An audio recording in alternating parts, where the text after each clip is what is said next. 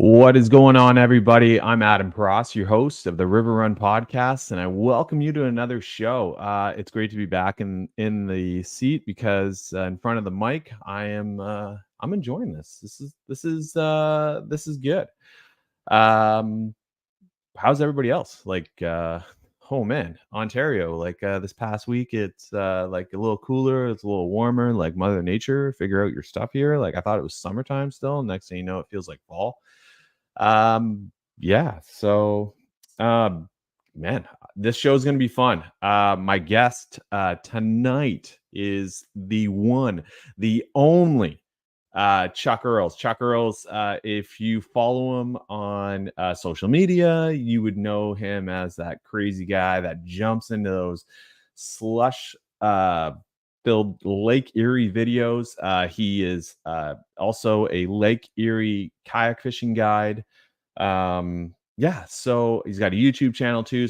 I'm gonna have my guest on in a couple minutes, but before that, I want to touch on a couple things. The Water and Dirt Festival, that looked really cool. Big shout out to the guys over at Kayak Bass Canada who did a phenomenal job. I'd seen all the awesome pictures, the videos. So yeah, no, big shout out to you guys. You guys rocked it. It looked like an awesome festival. Looks like a lot of awesome fish were caught, and they had a cool format for it too. So it wasn't just like it was very grassroots. So yeah, no, big shout out to you guys. Awesome job. Hopefully next year, that would be definitely, if you do it again, I hope to be able to attend. Also, Dubro Fishing, the utility Do More cup holder is now on the website for purchase. You can pick that up at dubrofishing.com. Dubrofishing.com offers you a wide selection of products, everything from plastics. You can see it down below, dubrofishing.com. Don't forget, the fine folks at Dubro always offer listeners of the River Run podcast. The code is all capitals RRUN10. Save 10% at checkout. Yeah, use it. They do ship to Canada. They ship all over the states. So hey, a lot of cool products. Their dewy baits are pretty cool. The shake and bake worm is becoming one of my favorites. Also the Ned lobster. That thing's cool. But yeah, no. And also, congratulations to Mr. Christian Gervais. He has won the Roto Grip by Yak Attack phone holder. He was our lucky winner for the first ever giveaway on the River Run podcast. There will be more. So, there will be giveaways.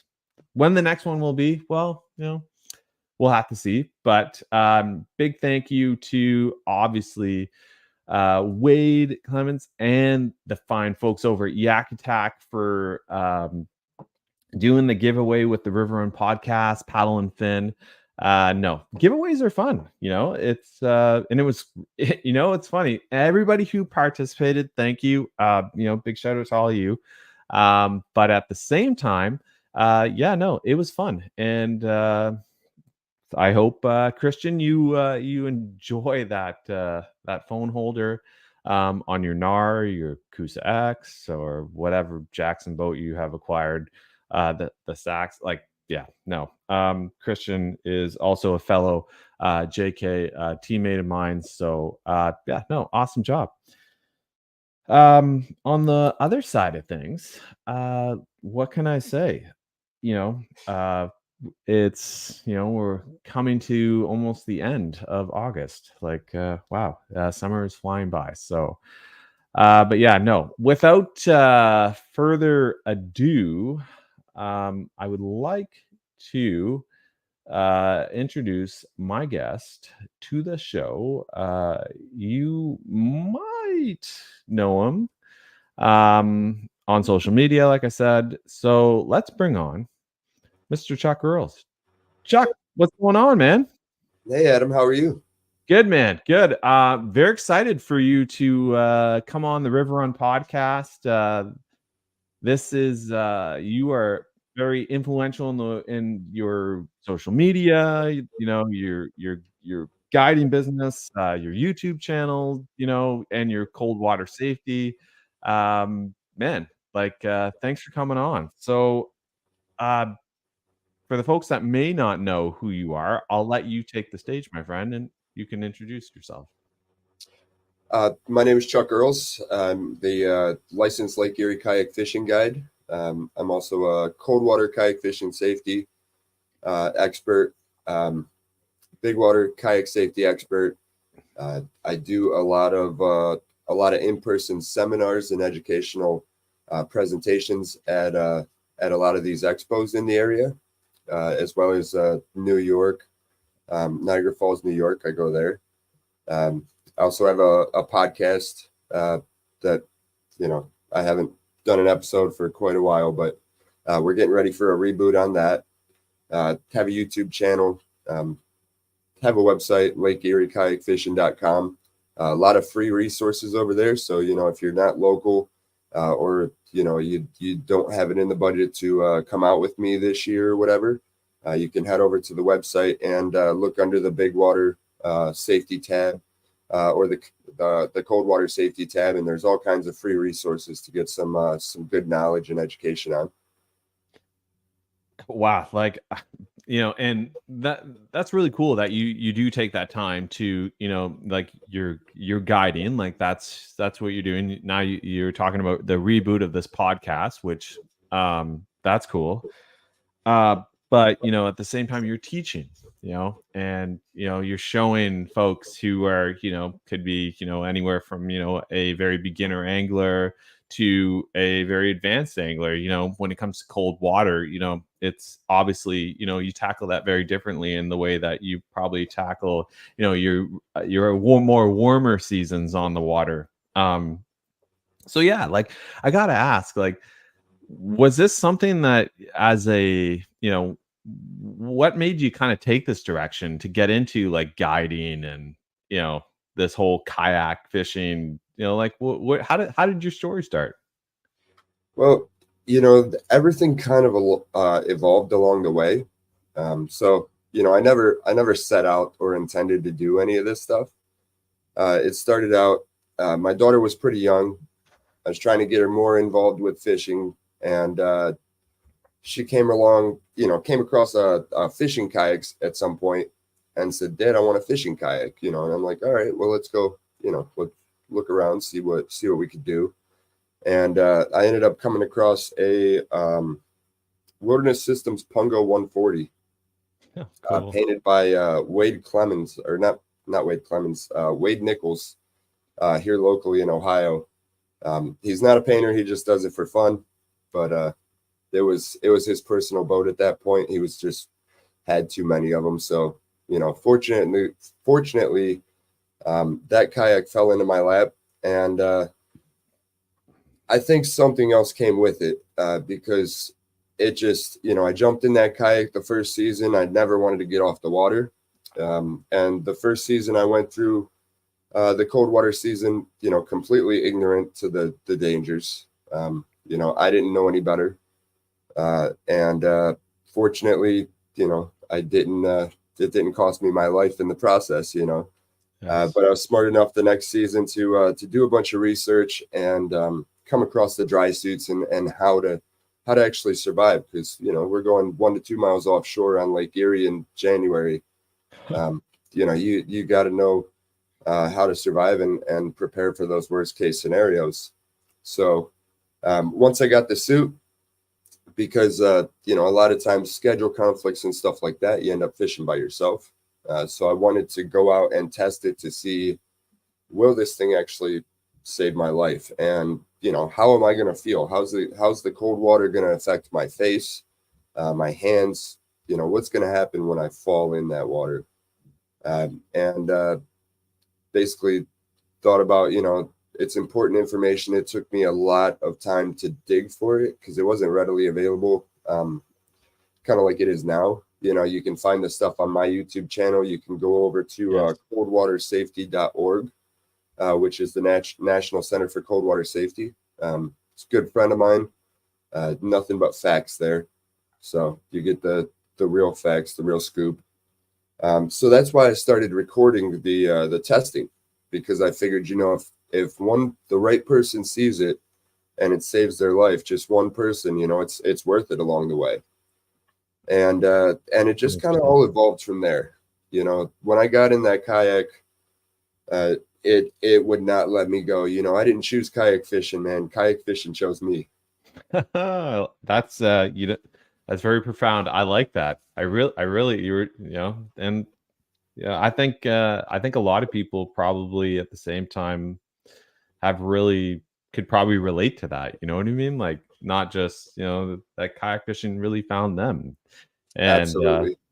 so, you fast forward, and so you begin, you're into kayak fishing, so you're guiding, and as a guide, like, how many, like, I'm sure most kayak fishing guides, the further you go north, probably their seasons, usually tend for more warmer months, where you are offering the cold water experience. Now that probably has a lot of challenges that come with that as a guide, you know what I mean? Because may not always have the most advanced anglers. There may be somebody who's, seen a video of yours, or even had that opportunity to, like, oh, maybe this might actually be something for me to try. And I'm sure you get out there and it's like, ooh, it's January. Like, I work right by the St. Lawrence River, and I can tell you, I've worked outside and I've seen that river, and like, I couldn't imagine being out on the water when that wind is howling. Oh yeah. You're in the minuses, and it's like, oh, like your extremities, you know what I mean? Like your hand, like, I'm sure there's quite a process to, layering up and getting into it. But like, so you must be like, do you prefer cold water? Like, are you like, kind of in that sense, you're a cold water guy now, or do you still, obviously, because you still get out throughout the year? Oh yeah. So, and we were speaking before backstage, you talk about, cold water being, that time too, where, you have the chance to really catch trophies. Right. But what's the season for you that, is the most exciting, The most exciting, I don't know if I can pinpoint, or the one you enjoy the it's, most. it's, Sorry. it's all exciting. And it's when you do something so much, you have to have some changes, right? Or it gets kind of boring. It gets repetitive.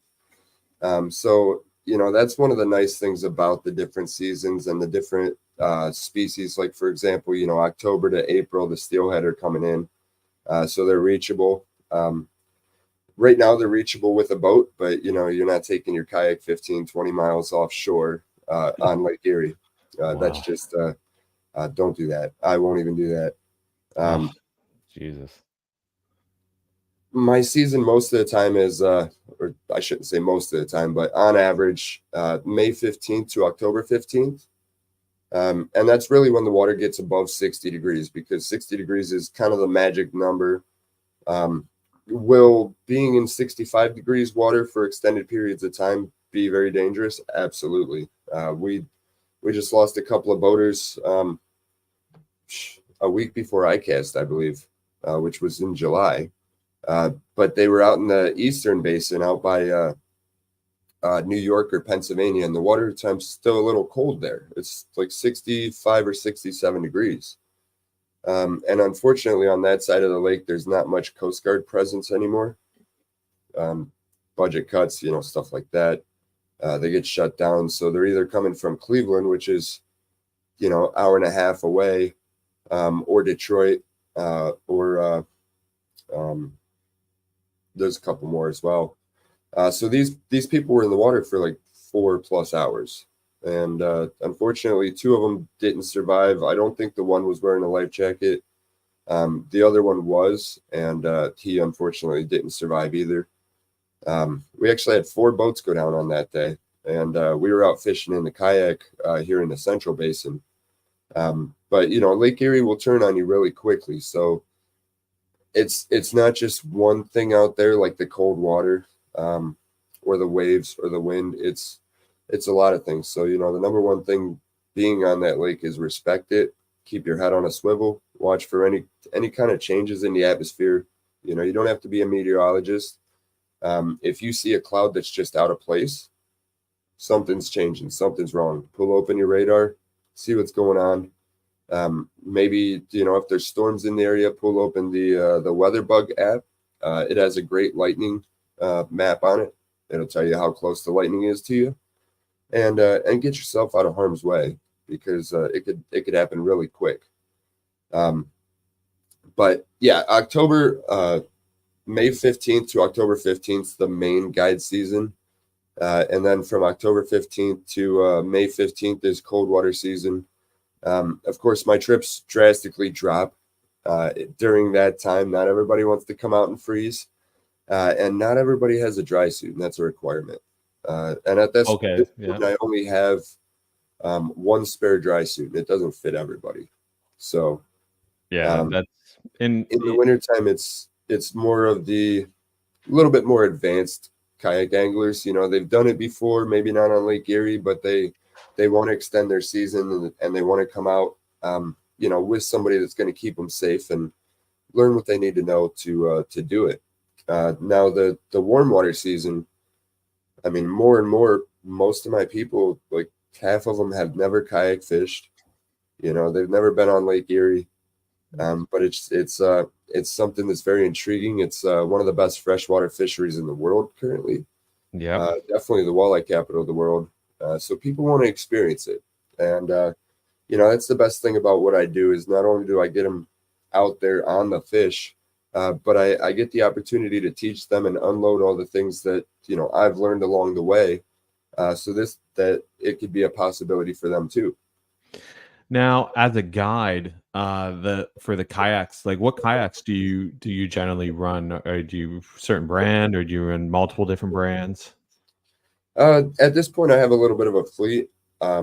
My main kayaks that I'm running right now is the Native Titan X 12.5, and Cool. I have two of them with a Torpedo on the back. I will have another Torpedo coming here shortly, as soon as the new ones ship out. And then I have a few Native Slayer Maxes, the 12.5s. Those are pedal driven. I also have my Old Town Big Waters from when I first started, and an Old Town 120 PDO. Now, like I'm just curious, but for your different months of guiding, whether you're in the warm months and then you get into your cold months guiding, do you choose certain kayaks for that? Like, it might sound like a silly question, but like, is there certain models that gear for cold water opposed to other ones? You know what I mean? Not necessarily.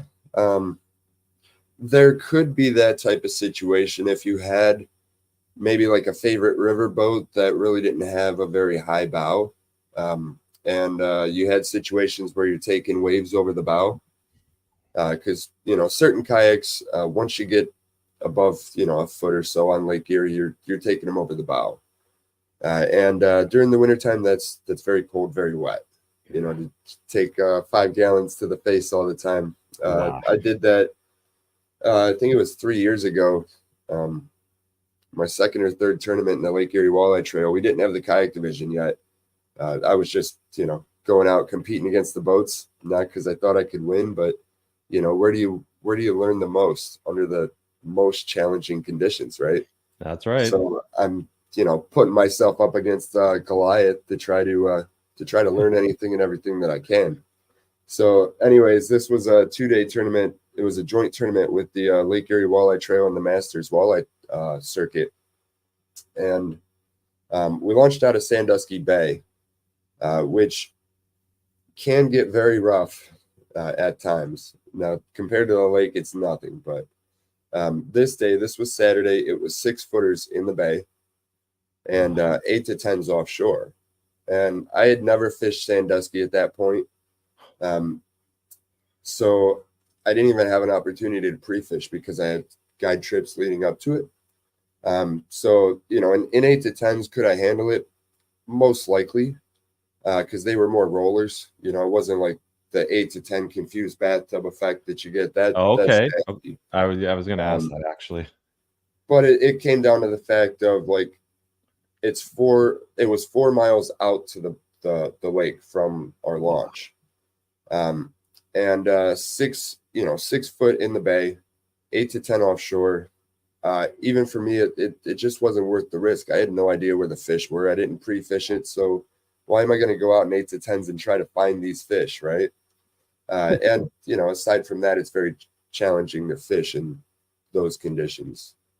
So I ended up fishing in the bay, and trying to cover a lot of water. I might have been going a little faster than I should have. Like I said, I am torpedo powered. So yeah, sometimes 5-6 miles an hour is normal. And I was taking 10 gallons to the face every wave I hit. And even with the dry suit, even with the underlayers, by the end of that 8-hour tournament day, I was pretty chilled to the bone. So I was thankful to get off the water. Most people probably would have came in early. I almost did, and I'm crazy and hardcore, but I was that cold. But at the end of the day, if you're the only kayak angler among some of the best walleye fishermen in the country, are you going to come in early with no fish? I'm not. So I pushed through it, came in, at check-in time, and fortunately there was warm coffee. So had some warm coffee and watched everybody else weigh their fish. Now, like when you're like as an angler, okay, and you're out there and like those 8 to 10, like you're either getting that bathtub effect or whatnot. Is there ever that point where you got to just stop and say, maybe I got to listen to myself here? Like, what am I doing out here right now? Like, is this really worth it? That moment where, because hesitation is usually, you need to act on hesitation because you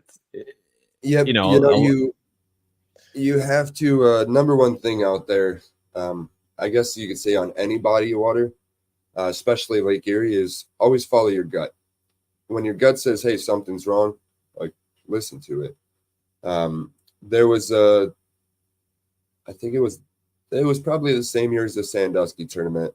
We started the kayak division because other kayakers wanted to come out, and that was in June. And then I think around August we had a tournament out of Geneva, which is more eastern basin on Lake Erie, and it.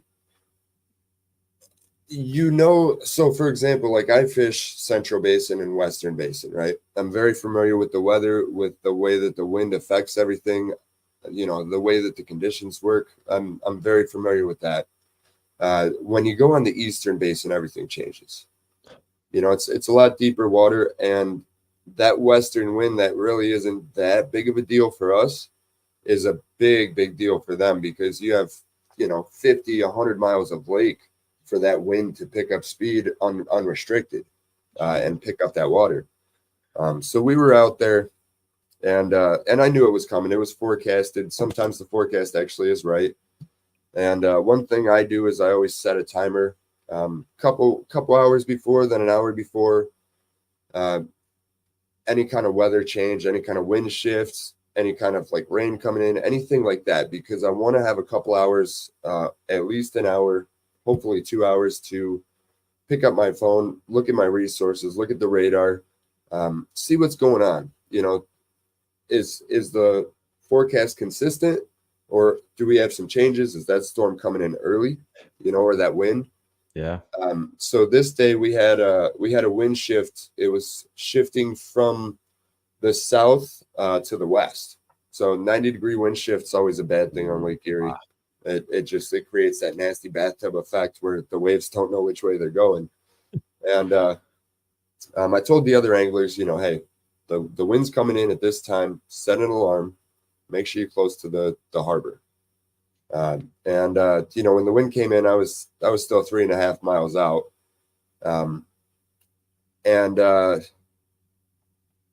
That day I didn't know, I guess I didn't understand that the wind was going to affect Lake Erie that way, because I'm so used to the Central Basin and the Western Basin. And that was it was the first or second time I'd ever fished the Eastern Basin, Yeah. And so the wind shifted and it picked up pretty gnarly. Nothing that I can't handle, but we had one angler flip over. I wasn't sure exactly where she was because we weren't fishing together. So I'm frantically, like, full speed heading towards the launch or heading towards the harbor, trying to find her location. In the meantime, called the tournament director, and I would have called the Coast Guard, but my thought was Coast Guard or tournament director. Tournament director's got 100 boats on the water right now. Coast Guard's still at the dock. So I called tournament director. They picked her up within a couple of minutes. Funny story. The guy that picked her up, Tyler, he's a pretty good walleye fisherman here. He pulls up. He's like, "Hey, are you okay?" And she says, "Yeah, I'm okay." And he's like, "All right," and he takes off. And tournament director's like, "No, go pick her up out of the water." But that's one thing you gotta make sure you communicate right when you're in those kind of situations. Oh, 100%, man. But anyways, I lost focus for a minute. And because I'm looking for her, I'm not worried about the waves. I'm not worried about any of that stuff. I'm just worried about the person that's in the water right now. And I got parallel with the one wave. And when I came up on the top of the crest, the wind blew. And I mean, it was blowing like 20 mile an hour, from the west. And my kayak just started going over, like it was blowing me over. And if you do re-entry enough times, these things happen in slow motion. Like it literally slows down and you just react. You don't have to think about it. Your body just reacts. So as I'm on this wave and my kayak's starting to roll over, I'm moving my butt to the opposite side. And I was in the one with the walleye wrap at the time. I was sitting on the side of that wrap and I remember thinking, "Oh man, this sucks. I'm going over. Now I'm going to be in the water. All my gear's floating. I got to go find her." Not worried about getting back in the kayak. That's not a problem, but like I need to go find her. And I didn't know they picked her up with the boat at the time. Oh. This was like, I don't know, 5 minutes in, 10 minutes in. Well, funny enough, the kayak sat back down, and I fortunately got back in my seat before I went over the other side and continued on my path. So that's a great example of a situation where, like I knew at that moment there was two priorities: to find her and to get the hell off the water. Yeah. But at the there's same always time, limitations,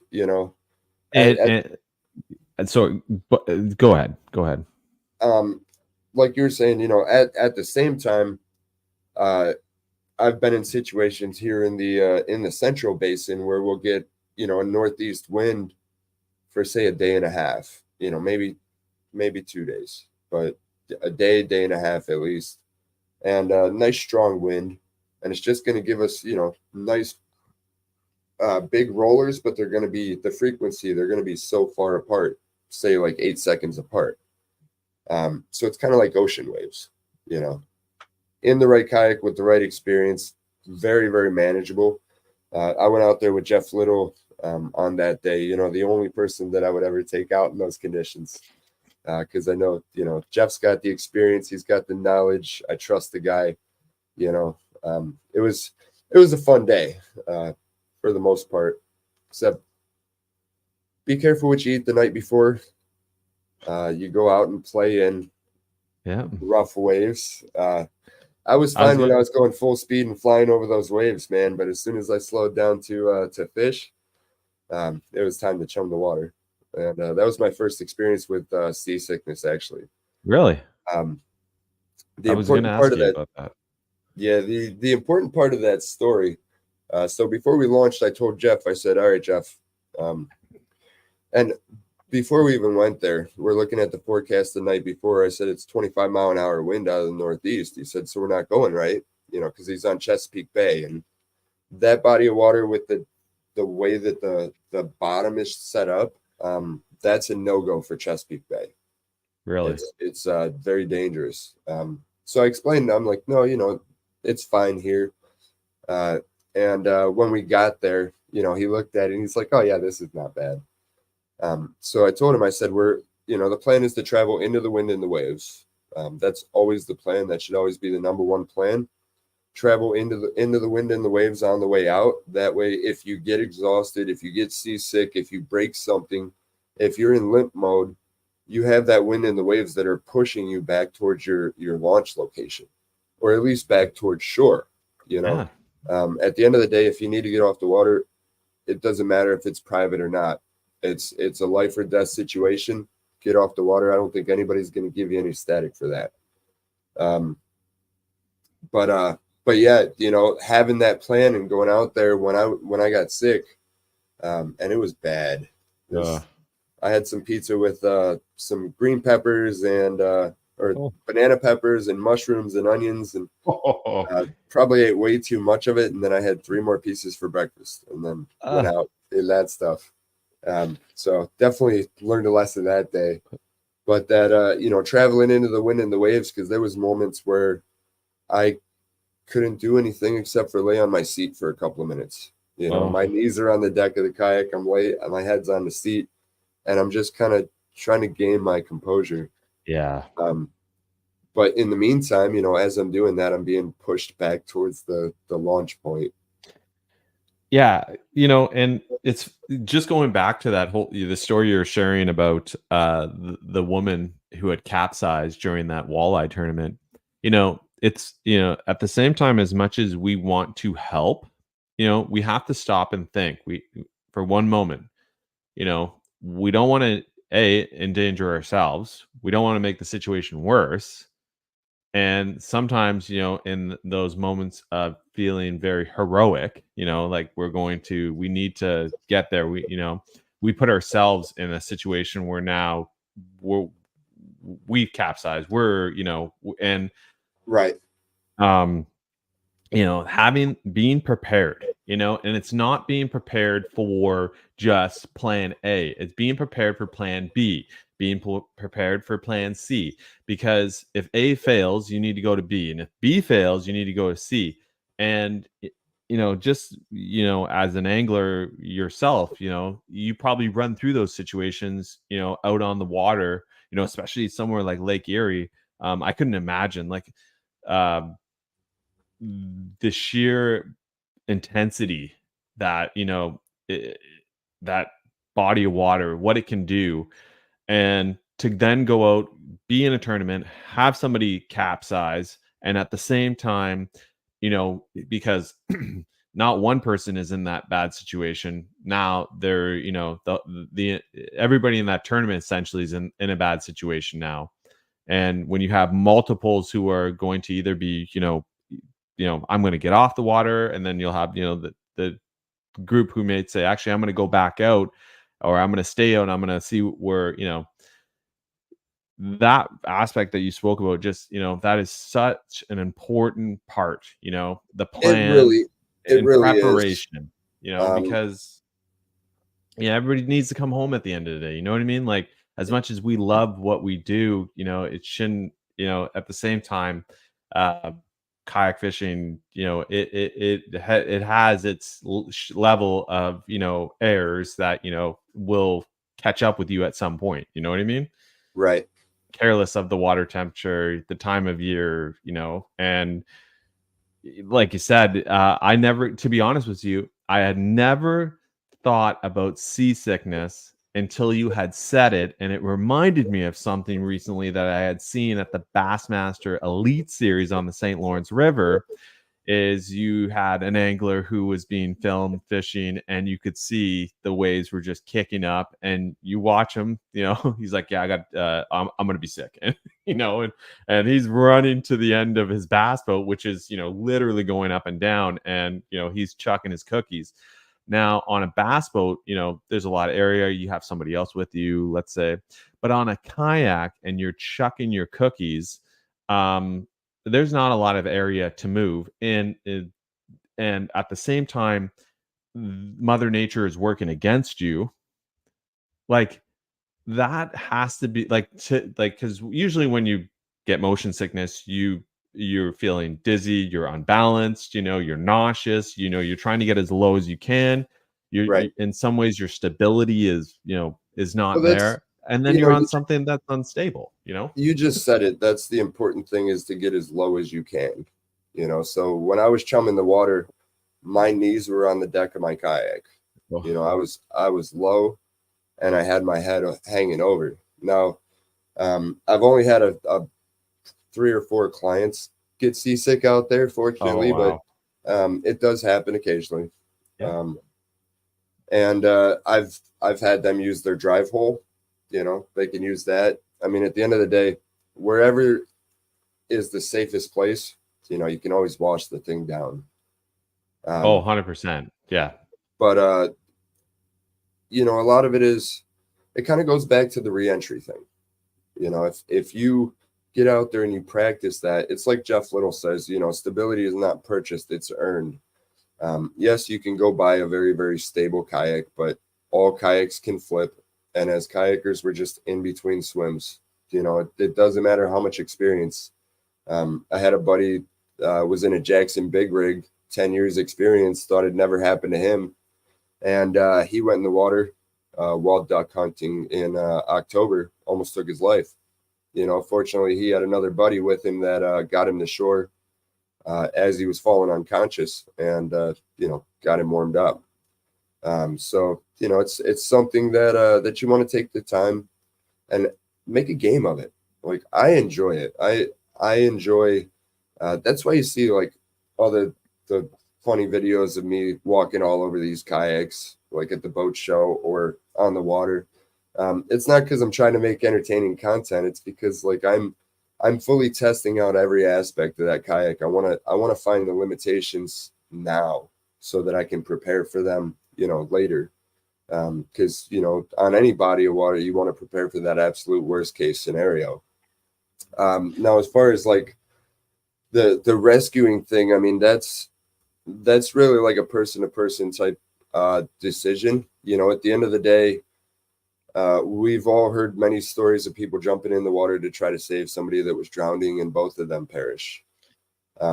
In this particular situation on Lake Erie, it wasn't the offshore conditions that have me kind of reflecting back and saying, there was just that day, that time to go.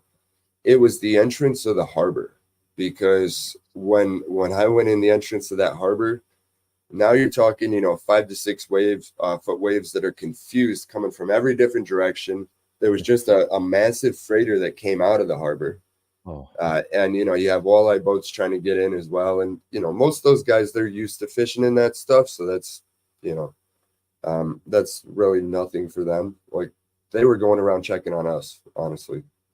I even had a boat come up to me, and they think I'm the craziest, most experienced guy out there. And at the time, I didn't even know who the boat was. It was one of my buddies, but I was so focused on finding her. And, in that situation, probably wouldn't have been 99.9% of people's jobs. But it was definitely my job, because number one, nobody would be out there if it wasn't for me, for my influence and my content and my ability to create the kayak division. So personally, yes, absolutely, it is my responsibility. It's something that I hold on myself, Huge, yeah. And secondly, I have the experience to deal with that kind of stuff. Even if I did flip, I mean, screw the gear, I could be back in that kayak in 15 seconds and back on my way. It's just a little bit of a hurdle. But you got to prepare for those type situations. But the thing that was running through my head is, she's in the water. I can see the waves pushing east. And you know what's east? At some point, Niagara Falls. I mean, at some point, like we weren't even in Never thought of Pennsylvania that. yet, but it was pushing pretty hard. And Wow. she didn't have a personal locator beacon at the time. And I found out she was in the water because as soon as the wind kicked up, I picked up my phone. I started calling all the anglers to make sure that they had set a timer and they were heading in or off the water. And she told me she was in the water, and then the phone went dead. So I don't know what happened with the phone, but couldn't get a hold of her that way. She, at the time, she didn't understand or know how to use her VHF radio, and that's a mistake that we all make at times. We get a new device and we're like, all right, we have it. But we never test it. We Yeah, never go through it. it. We don't even take it out on the, take it out. Do you know how to use it? Like watch a quick 5-10 minute YouTube video, but we're only human, right? But with important safety gear like that, take a couple of minutes and learn about it. I actually got her a personal locator beacon after that as well. So very cool. Very cool. Not that she would want to, go out and do a tournament or anything like that. But worst case scenario, personal locator beacon at the end of the day is always going to work because VHF radio is line of sight. And the personal locator beacon, that comes from a story from a good buddy of mine, something that he went through. And before I tell you that, you want to be open-minded with all this stuff. The people that are sharing, experience and knowledge and situations, like they're not trying to preach or anything like that. They're just trying to share that experience, right? Because it was life-changing. And a lot of times we don't realize the whole picture, right?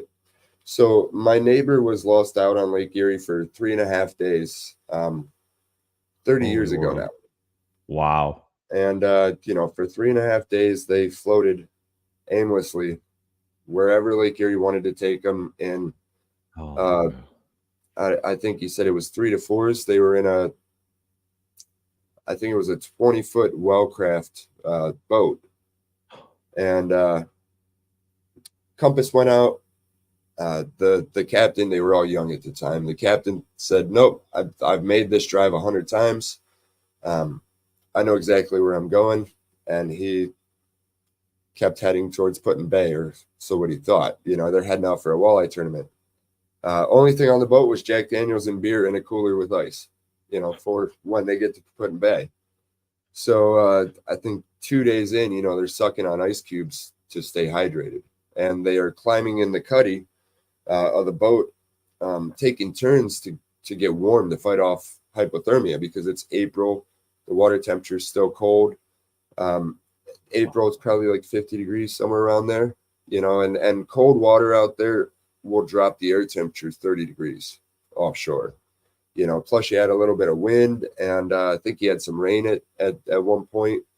And eventually they drifted over to the Canadian shoreline, to where the Canadian Coast Guard could actually pinpoint their location, because back then I guess they didn't have the advanced technology that we do now.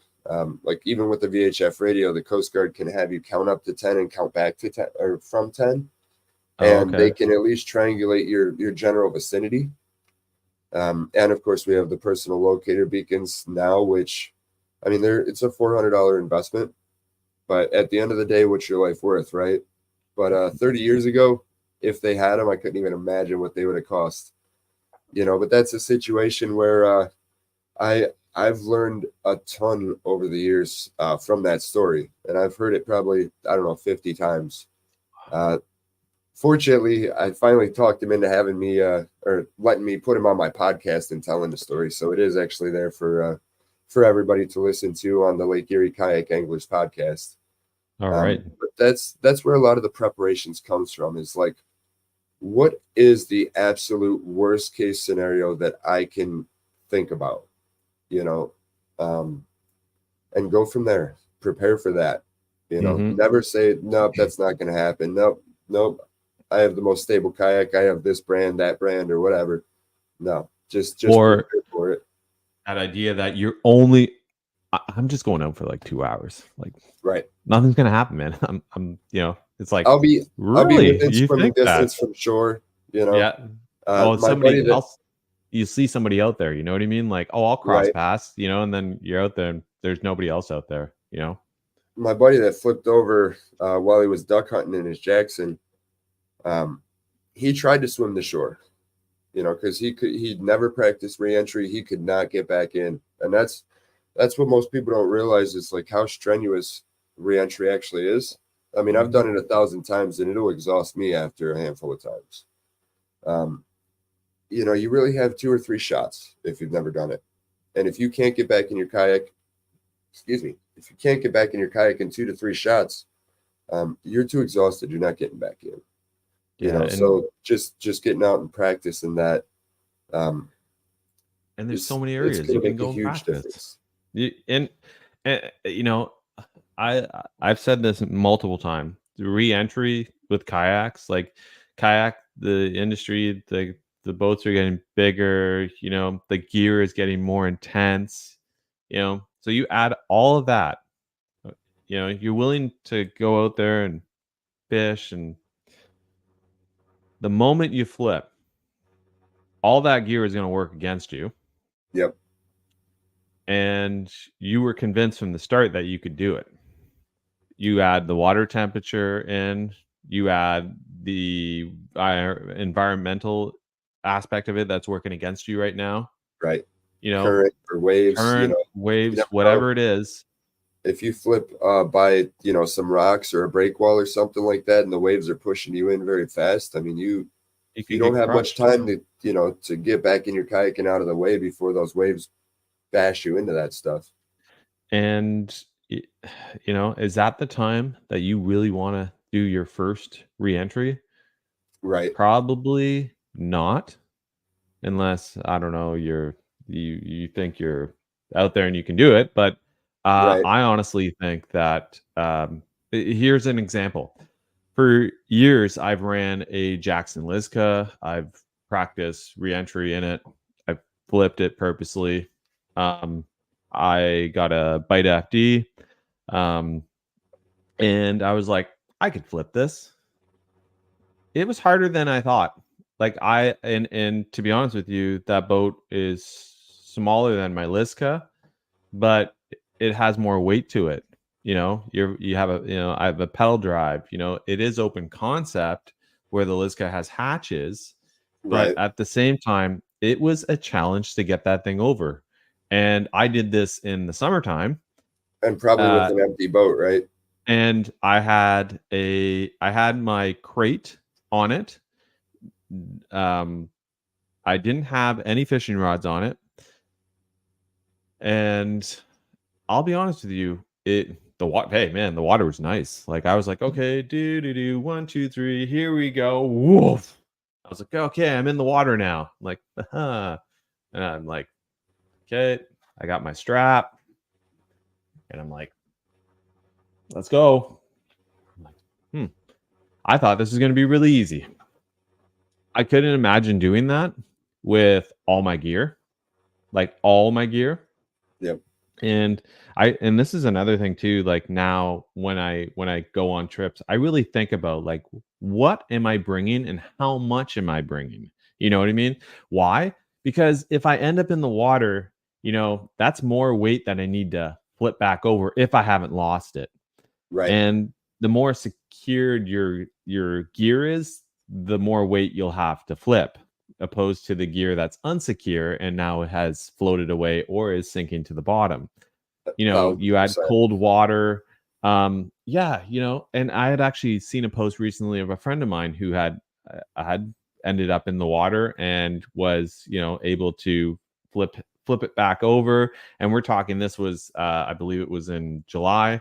So thankfully everybody's okay. And just like all the stories that you shared, it is great to hear that at the end of the day, the woman was able to, continue on with her life. It didn't end horribly. Your friend who was out at on Lake Erie for 3 days. But one thing I wanted to touch on, a personal locator Now, we're willing, you said it's an investment of $400, okay? So most people who, there's a lot of gearheads out there, people who just love, fishing reels, fishing rods. So like, let's say like a medium high-end fishing rod, by the time you're done with taxes and a reel, you could be upwards of $400. Oh yeah, That fishing rod, or you're going to spend $400 on rigging your kayak. None of that's going to save your life at the end of the day. None of right. that is going to add anything to you. I'm not going to say it's save your life. It's going to increase your odds of survival. And A not just personal on the water, locator, like why you to know. me, why wouldn't you? Why and I'll be honest with you, that is something that I will be adding to my own personal I use um like my plan always with my wife on when I'm going on these trips, where I'm launching, where I'm going to be Right. dropping a pin, where in the water vicinity I will be, and what time I expected back. And if I'm not back and I'm not picking up, you need to, start to work through the channels, because when it comes to search and rescue, having a point of at least Yeah. a starting point narrows down, which maybe could be hours to minutes, of a unforeseen situation that, could eventually cost you your life. You know what I mean? So, Absolutely. A uh, float plan is extremely important. It's perfect example, me on Lake Erie. If I go out on Lake Erie, and I get lost, something happens, they're looking for me. They have no idea where I launch from unless I leave a float plan, yeah, right? If I'm unconscious, I can't activate that personal locator beacon. They have no idea, so leaving that float plan with a loved one, with a friend. You could even post it on the U.S. Coast Guard site as well. okay, there you And go. the There you personal go. locator beacon, um, it's not just an on the water tool; it's a life tool. A lot of us, we're not just fishermen. We love being outdoors. We love hiking. We love hunting. We love all that stuff. Well, sometimes we're in situations where we might not realize, if I break my leg here and my phone dies, I'm 15 miles from the road or whatever, right? Yeah. Personal locator beacon works all over the world, anywhere. It works off the satellites.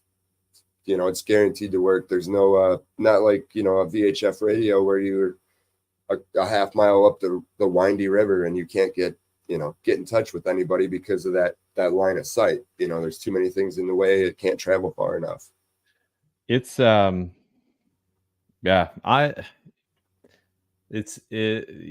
that's why I love episodes like this. To me, like, as much as it's great to talk about gear, like, and this is gear, but it's cool to talk about, line and reels and rods and, fanciest new lures on the planet. But at the end of the day, like, when it comes into, gear that's actually going to increase your odds of survival in a Right. situation, like that's the type of gear I like to talk about. You know what I mean? Like, I'm sure we Oh could yeah. probably go down a rabbit hole of, which are the best rods to use for jigging for walleye or trolling, you know what I mean?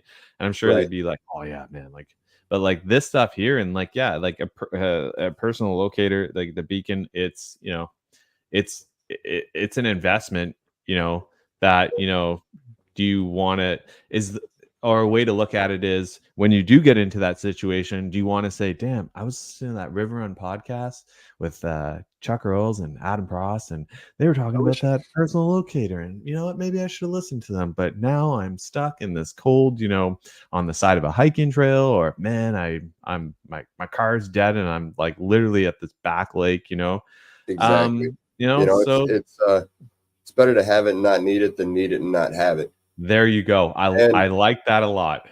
secondly, like, you can't use those fishing rods if you don't make it back at the end of the day. And that's all, anybody Very that, true.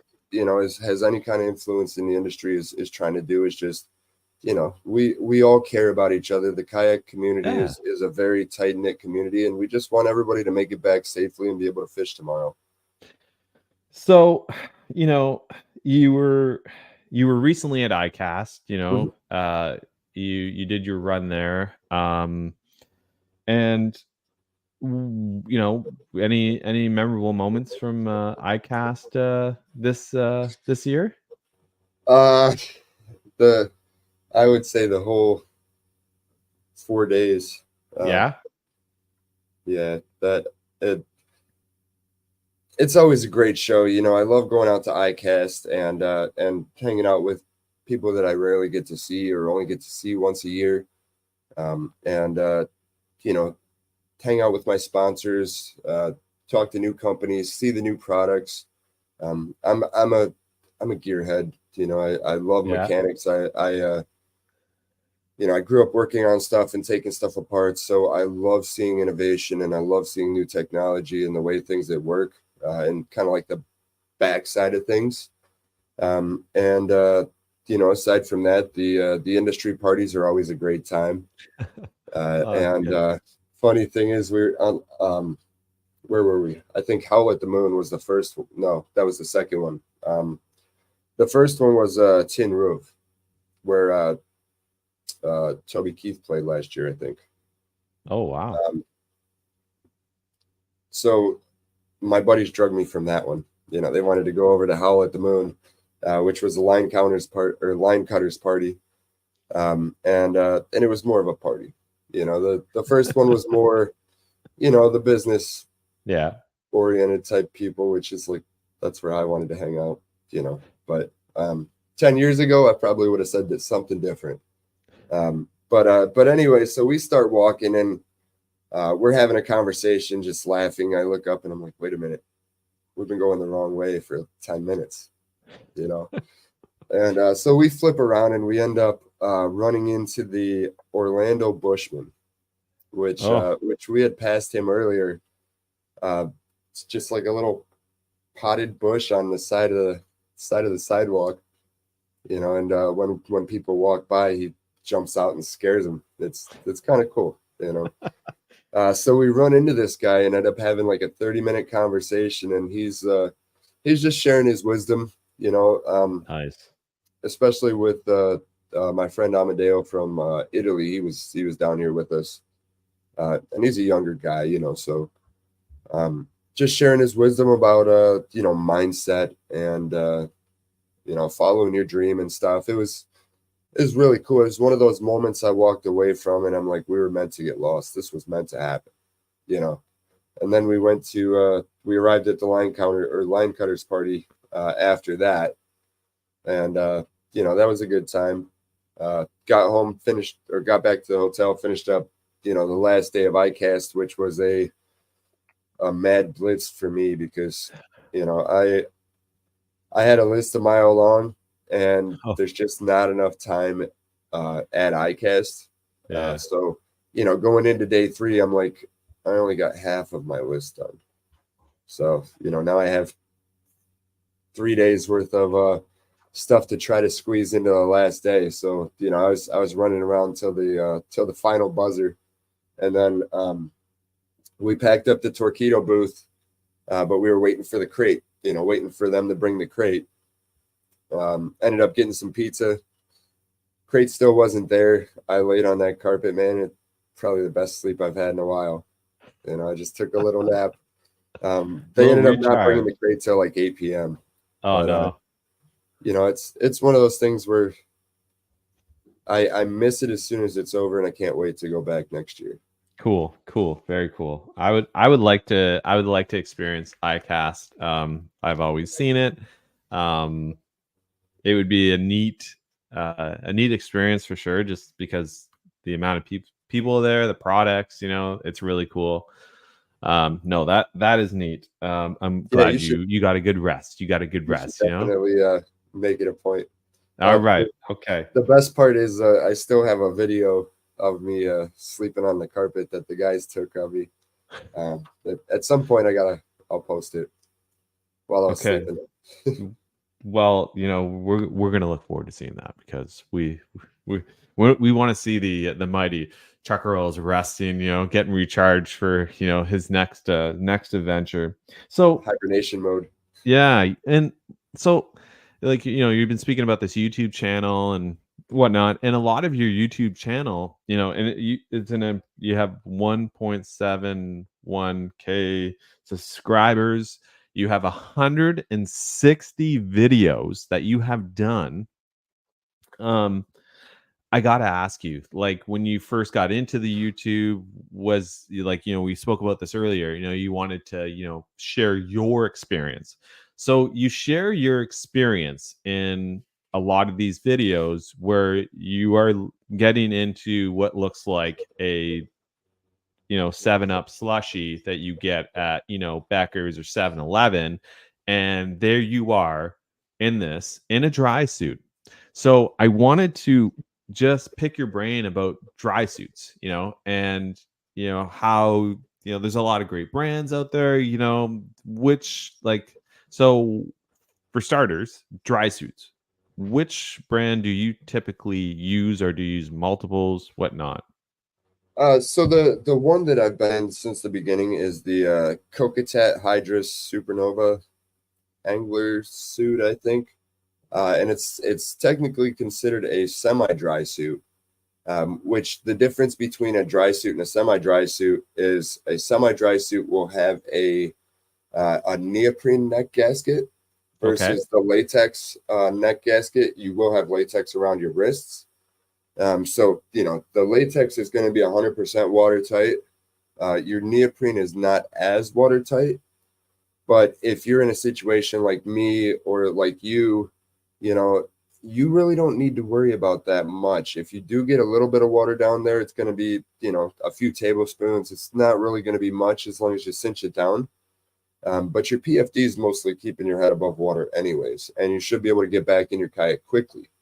The flip side, with a full dry suit, obviously it's required for like whitewater stuff, and anytime that you have a lot of pressure, and like diving, they use the full dry suits. Okay. But it's like being strangled the whole time.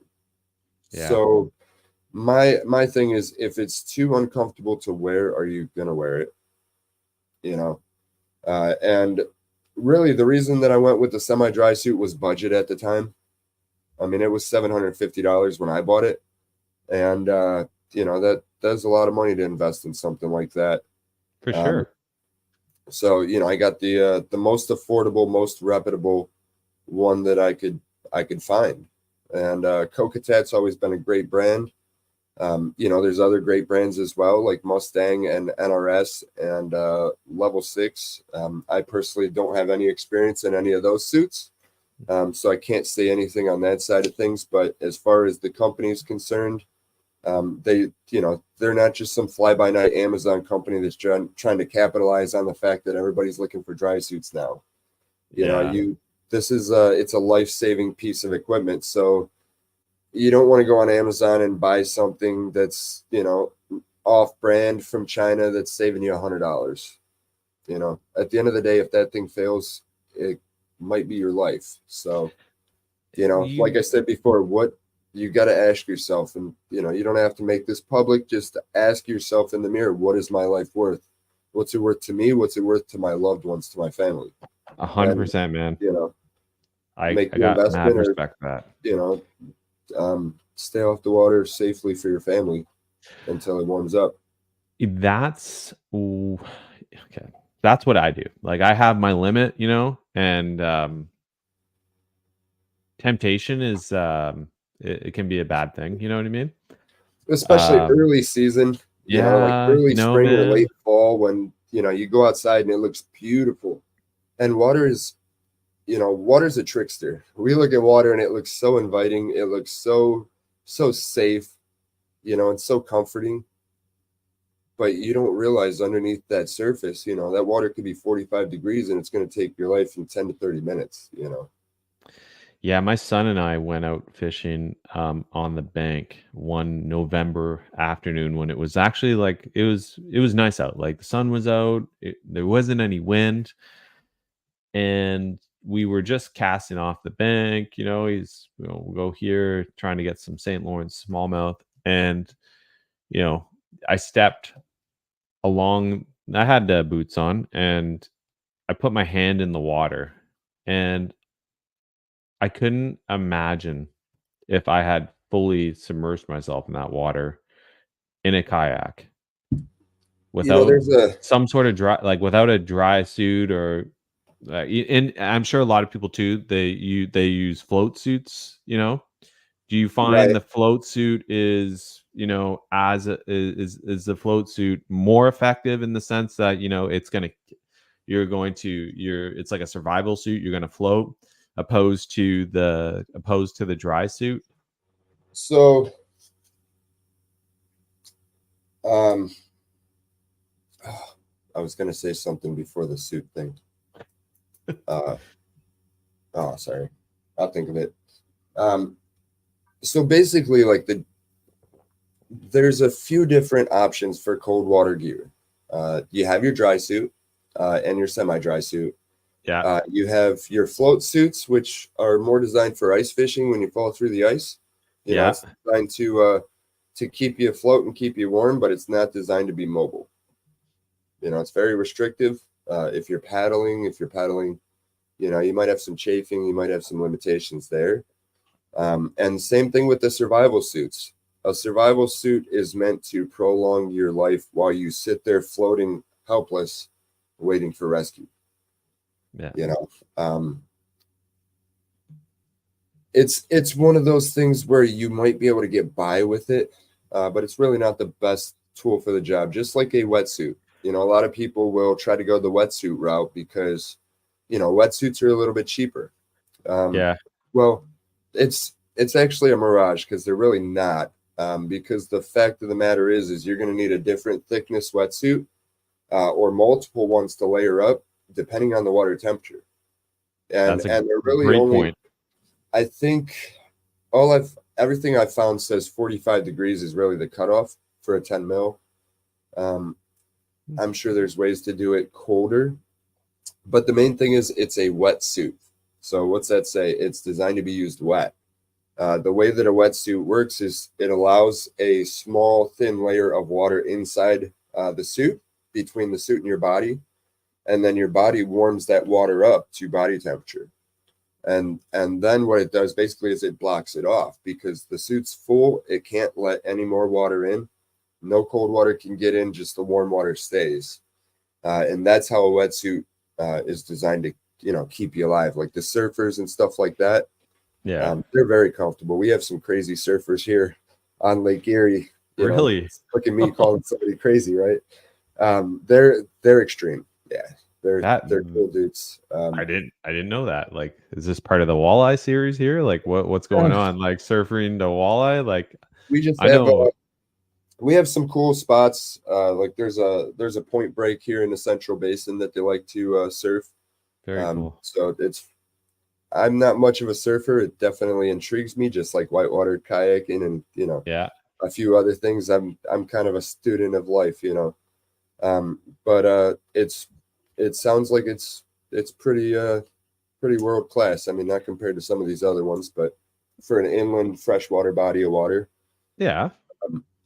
So going back to the wetsuit thing, if you're wearing a wetsuit on your kayak and you didn't prime the suit, as soon as you hit that water, you're going to get a rush of cold water in there, and you're going to go through that maximum or the involuntary gasp reflex, which is first thing that happens instantly when you hit the water. You just and you fill your lungs like uncontrollably. If you're not wearing your life jacket and you're under the water, you just filled your lungs with water and you're sinking to the bottom because we don't float in cold water. They used to call that the sudden disappearance syndrome back in the day because people would fall out of a boat and never pop back up. And then at that same time, you have that maximum increase in your blood pressure because all your blood's trying to rush from your outer extremities into your core. Yeah. So that's within the first second of hitting the water. If you're in a wetsuit and you have cardiovascular issues, it could trigger a heart attack. It could trigger a heart attack even if you don't, and then by that point, after a short amount of time, your body will warm that up. But it can still be dangerous for somebody, for certain people with certain medical conditions. Yeah. And it's going to be very, very uncomfortable. And on top of that, you got to pee in the suit. There is no, you're not pulling that thing off. Number one, you pull it off, you just ruined your warm layer of water. They're not the easiest thing to get on. So plan on wearing it home, plan on taking it off in the shower. So if you weren't wearing any kind of protective, materials, after the involuntary gasp reflex and the massive increase in your blood pressure, you go through 2 to 10 minutes of maximum intensity cold shock, which is basically just hyperventilating, kind of like jumping into a colder pool. Yeah. All you can think about is trying to catch your breath. You can't think about getting back in your kayak. You can't think about calling for rescue. You're just trying to breathe. And depending on that person, that's 2 to 10 minutes. Well, if it takes you 2 minutes or if it takes you 10 minutes, that's time that you're in the water, starting to lose the ability to, use your hands, use your legs. Your brain's starting to go foggy. Because, at that point, that's when hypothermia is really starting to kick in. Yeah, because energy is going down because everything is going to try and save that core. Right. So there's nothing here dropping. to do, and now you're taking all this energy away, and you're tensing up, and now everything is working twice as hard to get to the core. Exactly. You are, yeah. That. So after that 10 minutes, now you can try to get back in your kayak. If you've never done it before, you spent 10 minutes in the water, you're lucky if you have one opportunity, because 10 minutes in frigid water is going to, you're not going to be able to use your hands. You're not going to be able to kick your feet. You're starting to lose consciousness. At that point, that's when hypothermia starts to kick in. And eventually hypothermia will cause you to go unconscious. And, you're probably going to die at that point if nobody's there to pull you out of the water. That was the thing I was going to say earlier. Okay. If you want to test it, it's real easy to do at home. You can just turn your shower on to full cold. And if you have a meat thermometer, you can check the temperature, but average temperature is like 55 degrees cold water. In the wintertime, it can get down to 45. But, you want to think, like, if you step in that water at 55 degrees and it's excruciatingly painful, imagining, falling in that water in 35 or 40 degrees. Yep. So that's a great way to test at home and just see. No, like you said, we had spoken about being prepared.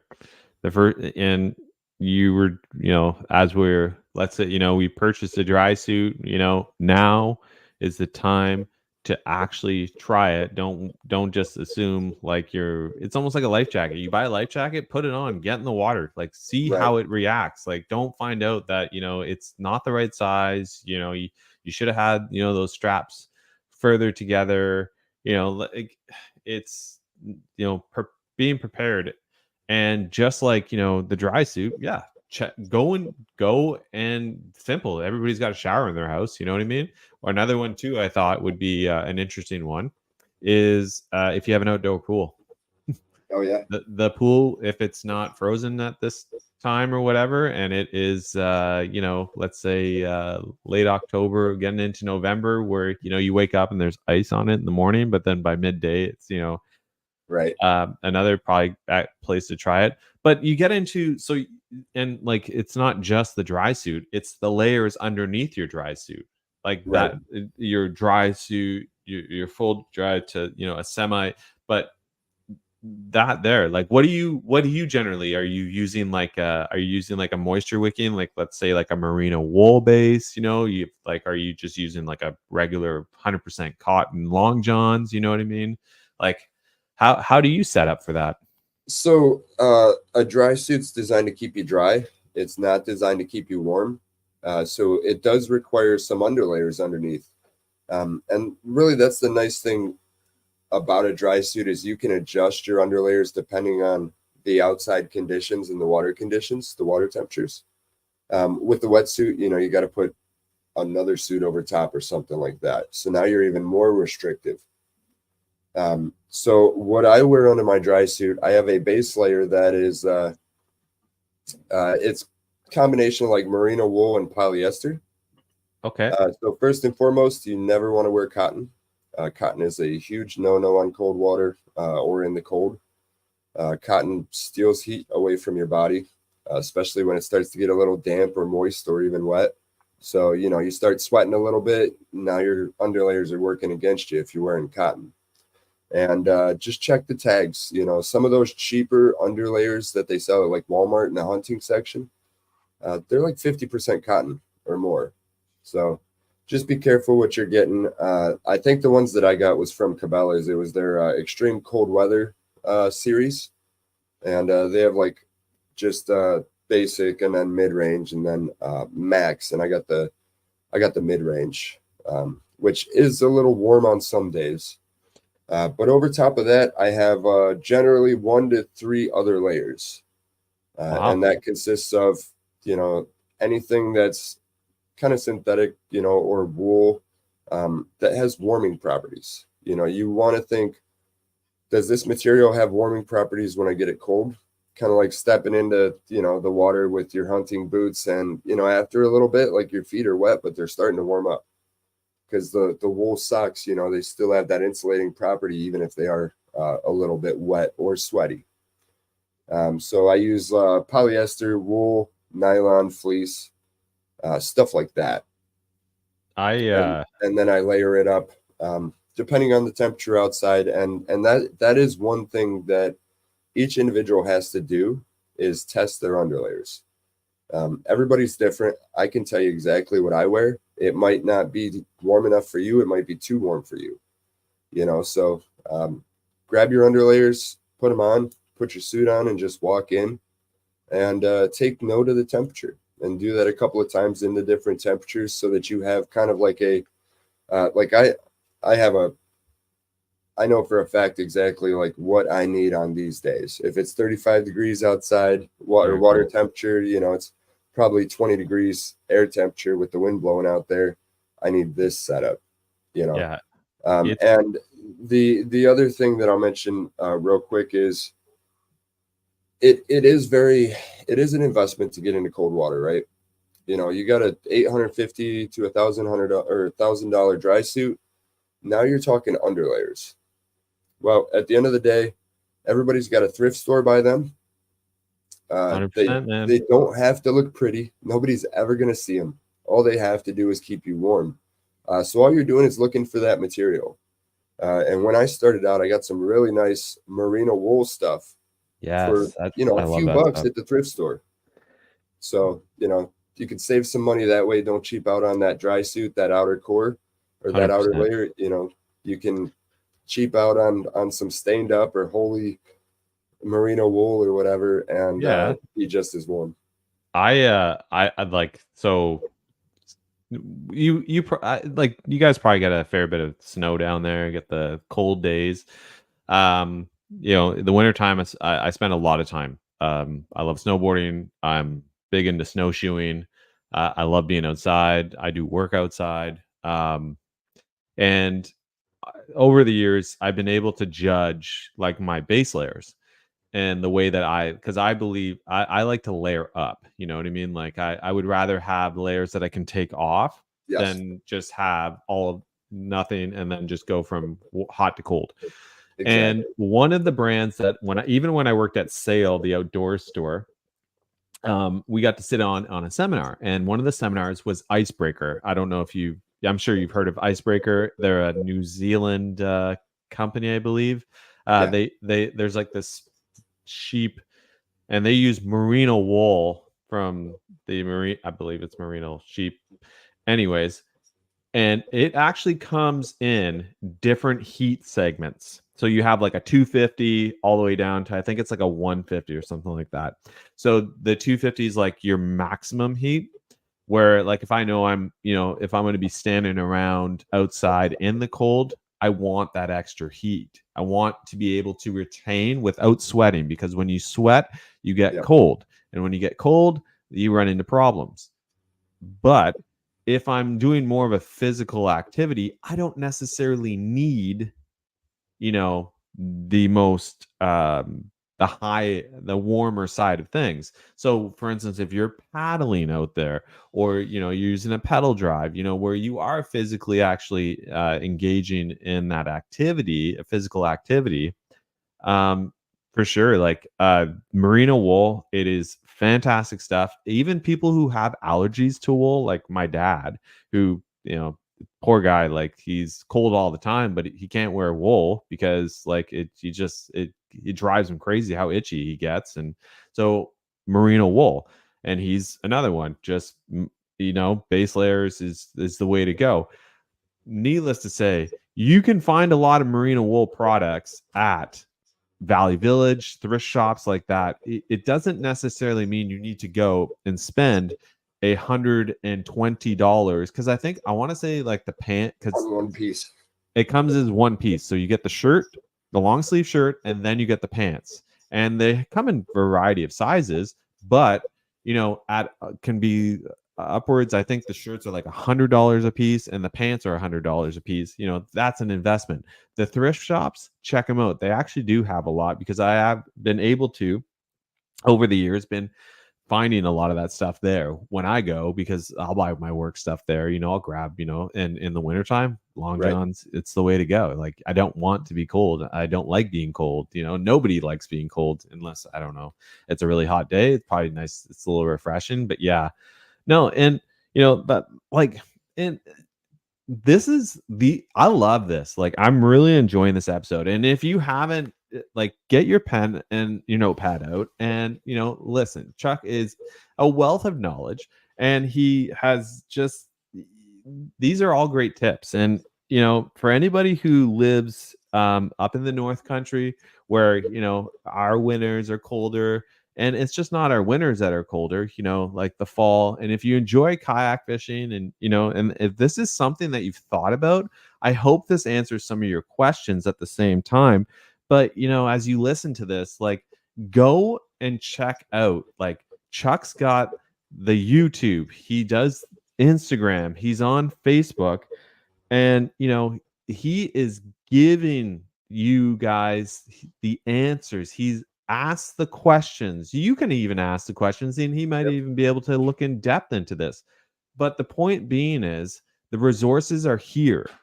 He's gone and done the homework, and he's now giving you the chance to do even more homework. And what might work for you might not always work for each person is different. But no, I think that's really awesome, man. Like, I absolutely am thrilled about this, because, like, for me, somebody who's really interested in getting a dry suit, I would like to extend my season, obviously. And man, like, I just feel like I've definitely learned a lot. And it's like, man, it's been awesome. But I did want to touch on one thing as we close this out, because the bread bag challenge. Yeah. The bread bag challenge. And if you, any of the listeners know, I don't like the trash. I don't like the litter bugs. You know what I mean? You know, there's a place for that. It belongs in the garbage, Yep. And I encourage all my listeners, do your part, go out there, do it safely, um, you know, pick, if you have if you're already there, and you see some garbage on the ground, pick it up. If you're out on the river, or on the lake, and you see a couple Gatorade bottles floating around, or water bottles, or whatever, worm packages, or fishing line, it's nothing to add a little, Ziploc bag that has a garbage bag, and a couple Ziploc bags that. So now, as I always push the river cleanup challenge, the bread bag trash challenge. I like this. I like where it's going. I seen it, and I was like, yes, like, we can all do this. Why? Because we all make sandwiches. Okay. Do we all have toast for breakfast? Well, Chuck sometimes has pizza, but it's a college diet. That's okay. But bread bags, it's like you can do a lot with that, instead of it ending up in your recycling. It's just another bag to fold up, put in there, and so I got to pick your brain about this. Like, how did this come about? So I don't know. My mind works in crazy ways, right? So I'm always carrying the big jumbo contractor trash bags. I always carry at least two Yep. in my short stack on my black pack. Okay. Great Just in spot for it. case, like if I show up somewhere and it's trashed, honestly, I don't feel like fishing because there's work to be done, and I don't put that on anybody else except for myself. I'm already here. There's a bunch of trash. I'm gonna pick it up real quick. Yep. And I'll tell you the secret. I'll tell you guys the secret. You do something like that, you gain so much fish karma. We don't realize like the return aspect of that. Not that we're doing it for any other reason other than to pick stuff up. But think about it like that. Like you want to go out and catch your biggest fish, your best fish, the trophy. Give something back to them first. Clean up Fishing their gods are environment. always watching. Yeah. You know? No, like I agree with that, man. I positivity, man, you got to pay it forward, Right. We love to fish the rivers, we love to fish the lakes. Let's do our part.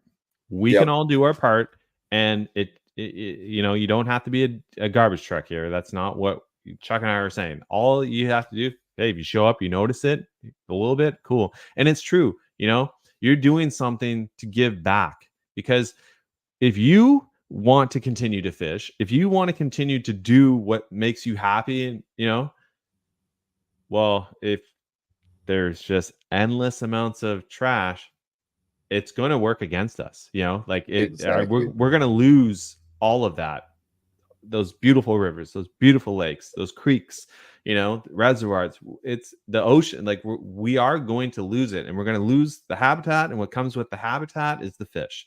And once you've lost all that, there's nothing. At the end of the day, there is nothing for that gear. There's no sense to, why do you own a fishing rod if you to look at it? Like, you have all this gear, and I think it's true. It's just good karma. Like, you know what I mean? And I think, like I said, the fishing gods are watching, you know what I mean? Like, and I think good things happen to good people, and I'm a firm believer in that. And so, Absolutely. Dude, that's cool. The way that the idea popped up, Lake Erie's been kind of, I don't know, upset lately. Our weather pattern. I mean, I'm sure you're experiencing it too on the it's all over the North place, man. But it's weird. We haven't really had a whole lot of nice days, or days that you want to go out, because there's definitely thunderstorms in the area. Yeah. So I went to this kind of like hidden gem out in the country. Last time I went to it, I mean, there was a couple things of trash laying around, but not really the norm, right? And maybe that's what influenced it. I don't know. I got everything ready. I came in to make a couple of sandwiches for lunch tomorrow before I went to bed, and just happened to finish off the bread bag, and I went to throw it in the recycling, and I thought, wait a minute, this would make a really cool kayak trash bag, for your empty water bottles or anything like that. Sure. And so I brought it along with me, and we, out there, I usually don't have shore access. Once we leave shore, we're not touching the shore till we're coming back at the end of the day. But this place, is a lot smaller lake, and just nothing but nature. So we pulled off to the shore real quick, and found some trash, and I'm like, this is a great opportunity to promote this. And like I said, hey, I'm not asking you to fill your kayak. I'm not asking you to do anything like that. If you pick one piece up, like I will jeopardize twisting up all three of my trolling lines to make a 90-degree turn to scoop up a piece of trash out there. I'm not expecting you to do that. Just think about it. Think about the future, your kids, your grandkids, and most importantly, think about how things were when you were a kid. I don't remember walking up to the river, the lake, and seeing so much trash. That was my happy place. So seeing it trashed, it upsets me personally. So that's why I stop and pick everything up. Yeah, I'm with you on that. It's very it's very upsetting, and I want to take a negative, and I don't want to be negative about it, so I'm gonna make it into a positive. And the positive way to do it is, yeah, it's there. I'm there. Why not? Yeah. It takes nothing. A couple things I wanted to add to the underlayers thing. Okay. Real quick, you had brought up a great point. Overheating. You're going to be paddling. You're going to be pedaling. Yeah. Going back to the testing thing, that's also something that you're testing. Are you overdressed? Because when you're out on the water, you're not pulling your dry suit off to take off a layer. It's not an option. Now I will use like a rain gear with a membrane over top of my dry suit, just because offshore on Lake Erie we have a lot of wind, and it could, the air temperature could be 20 degrees colder than the water. So I'll use that, and if I get too warm, I'll pull it off. But back when I started out in the wilderness systems, Pungo 140, paddling that thing out there. And I remember the first couple of times, you get to the point where you're like, oh my God, I'm roasting. Yeah. You don't realize how hot you get so fast. And then now you got to do something to cool down. So that's definitely something to consider. And then underlayers, like we had said, the thrift store is a great option. If you want to go out and invest in a good quality pair from, a brand, the best option I've found is a full body suit for a couple of reasons. I always tuck my underlayers in. That way, if I'm moving around, I'm not exposing that area. You stretch, and now all of a sudden your 3 underlayers are not covering your stomach, right? So that full body suit as your main underlayer is definitely going to help that. Aside from that, tuck in your shirts, tuck in your socks, or your pant legs into your socks. That way your pants aren't rolling up when you're putting them on. Merino wool socks. The last thing, like Adam said, I do have a lot of free resources and very valuable resources on cold water safety and big water safety. If you have a question or anything like that, don't hesitate. Feel free to reach out to me. You can send me a message through my website. You can even call or text my phone. It's 216-296-9157. When it comes to cold water and safety, like I pride myself to be the community resource. So if you got a question, don't feel like you're wasting my time. I'm honored to help you, protect yourself and get back to your family. And that is, like you honestly, like you just the phone number, like, you know what I mean? Like a lot of people, that's really awesome. And it just goes to show you how much Chuck wants, to also keep people interested in the sport, wants to keep the people, well equipped, give them an opportunity. And like I said, if you haven't had the chance to go and check out Chuck, go and check him out on hit him up with a follow on Instagram. Hit him up, put a like and a subscribe on that YouTube channel of his.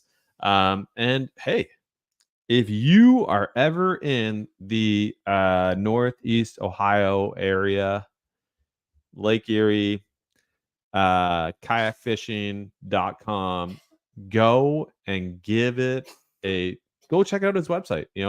It may be, it could be an adventure of a lifetime, and at the same time, you're going out with a guy who really knows what this is all about. And there's nothing better than learning from somebody who truly understands it. You know what I mean? And has done it. So no, as we come to an end of this podcast, and like, dude, like, I gotta say thank you so much for stopping on by the River Run.